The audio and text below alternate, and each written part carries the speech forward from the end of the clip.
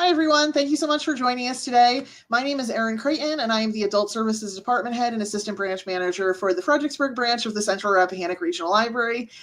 Today, for our Wealth Wednesday, I am thrilled to be joined, as always, by Lamont Brown. Lamont is the owner and wealth manager for ALNA Financial, which is here. Wealth Management, which is here in Fredericksburg. So, Lamont, thank you so much for being here today. We're going to talk about taxes, but I'm a little scared, but I know we're in good hands. Yeah, it's the month of scared, right? This is October, so I'm really looking forward to this one. Next slide, please. Wealth is what you don't see. It's the cars not purchased, the clothes not bought, the upgrades declined, and the jewelry foregone. Wealth is financial assets that haven't yet been converted into stuff you see. Morgan Housel, The Psychology of Money. I love this quote, but I would make one addition. The stuff you see includes the tax bill you have to pay to the IRS. So, less stuff, more wealth. Next slide. Today, I'm going to talk specifically about the tax headwinds that we all face, and then we're going to get directly into some strategies that all of you can implement if you have the time and you really want to have an impact on your taxes. Let's start off with the tax headwinds. We've got the required minimum distribution, which is, it says that if you have all these pre-tax assets, that at some point, age 73 to be exact, you're going to have to start taking money out of those accounts and paying taxes. We also have the risk that potentially later on, our tax rates can go up. Our tax rates right now, they may not feel this way, but they are at a traditionally low spot. So later on, we may see taxes rise. So we got to think about that. We have to also think about capital gains and the capital gains surprise that we experience each year if we own mutual funds in a taxable account.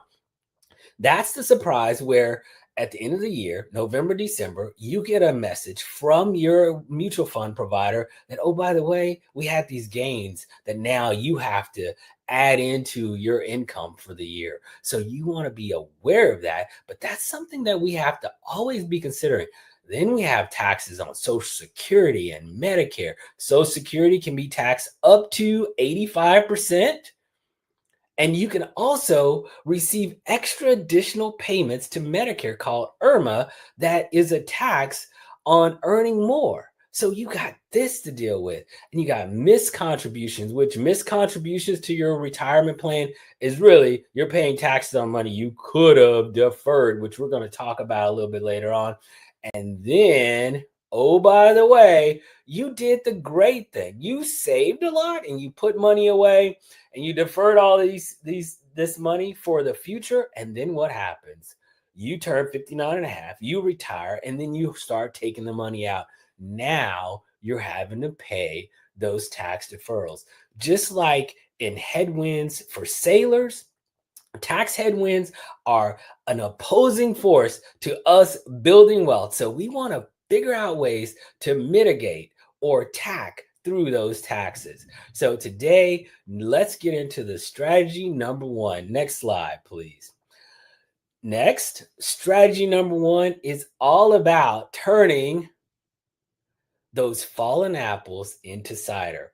I was amazed when I heard that apple farmers don't waste anything. They take the apples that have fallen, they will turn it into feed, they turn it into cider, they leave some of them, they compost them. They use these apples that have fallen to their benefit. And that's exactly what I'm asking you to consider here. When you think about tax loss harvesting, think about it like this. You have this stock. It didn't go like you planned. It just didn't go. It went down instead of up. And it's inside of a taxable account. And you take the opportunity to sell it. Now, selling it is going to create what we call a loss. And a loss, you can take as much as 3,000 of those losses and actually reduce your income for the year. Now, the other part of this whole situation that you need to be aware of is when you take that loss, You also have the ability of carrying forward any additional losses. So, say how this works. I had $10,000 in loss because I purchased ABC company and it didn't go the direction I wanted it to. And then when it didn't go the direction I wanted to, I sold it. I took that $10,000 loss and I used 3,000 this year, but then there's an additional 7,000 that I can carry forward, get this, indefinitely based on tax rules today. So we have the ability to continue to carry forward that loss and use that 3,000. So we're taking those apples and turning them into cider. The other thing you want to consider when you're doing this actual tax loss harvesting, and say you want to buy ABC back. Well, you can do that, but you have to be aware that there's a rule called the wash sale rule. And what the wash sale rule says, you sold ABC, you experienced a loss, and now if you buy it back within 30 days, that loss is going to go away. You're going to be back to where you started. So you just want to be considering that as you make the decision to take on those losses. And just remember, you can take 3,000 and reduce your income. So now we're reducing our potential tax bill. Now that we covered that, let's move on to tax strategy number 2. Next slide, please. Number 2 is important, and a lot of people often forget this one, but every year we have the opportunity to kick the can. And I say kick the can, not in the bad way, but kick the can in a good way. We can kick the can and defer taxes till later. And we talked about this earlier, but you can take and kick these taxes into the future. And you're essentially reducing your taxes each year. Now, from there, we can do up to 23,500 into a 401k. And if you're over the age of 50, you can do catch up, which is another $7,500. So you can continue to kick the can. Now, there is a new rule that you want to be mindful of. And between the ages of 60 and 63, you can do what they call super catch up, which is $11,250 that you can easily kick the can on. And then including your employer contributions, you can put in a total of $70,000 or defer all of that income from taxes. So that's a great thing to be considering as you look at this. This specifically is for 401ks, but you can continue to defer taxes in accounts like Simple, SEPs, profit sharing, and the old faithful health savings account. So this is a great opportunity for you to push those taxes off into the future. This would not be good if I didn't show you what it looks like. Next slide. This is an example of us kicking the can. So each year you have your gross income. That's the number that you started out with before taxes and all those things come in. And then you have this pre-tax contribution. Well, if I make those pre-tax contributions, look what it does to the overall taxable income. It actually reduces it. So not only am I benefiting by being able to put money away for my future, but I'm also benefiting my situation now. And I'm reducing my taxable income so that, get this, I could potentially pay less in taxes. So you want to be thinking about this on an annual basis. And this is a great time as we near the end of the year. You have the ability to increase your contributions to your employer retirement plan up and until December 31st, which is a great opportunity for you to reduce your overall tax bill this year. Remember, we said we want to be thinking about these tax headwinds and how are we going to reduce the impact of these headwinds.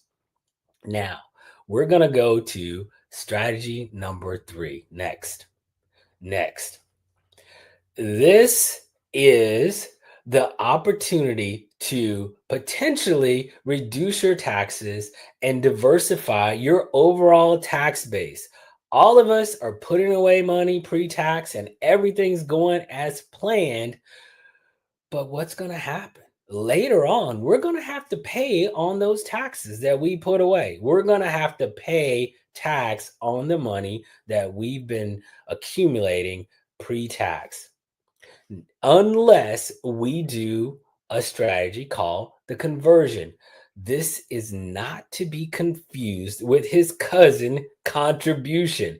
Now, for most high income people, we start to think about contributions to Roth and say, well, we can't do that. Well, you're true. There are limits on your income on Roth contributions, but there aren't any income limits on conversion, which is completely different. And conversion, you're essentially saying, I'm going to pay tax now so that I don't have to pay tax later. That's all it is. But you're also doing something that is great for your financial health, and that's diversifying the taxes on your overall retirement savings. So you're going to have some in pre-tax, you're going to have some in post-tax, and you're going to now be put in a situation where you'll have options when you get to retirement, and not everything coming out is going to be taxed at ordinary income tax rate.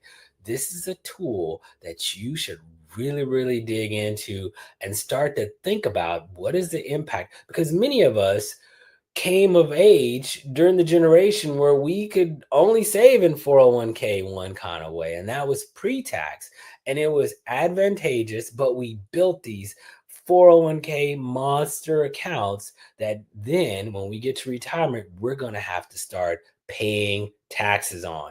So to offset some of those taxes, you could consider a Roth conversion as a great opportunity to do all of that, offset the taxes, continue to grow tax deferred, and then take out tax free.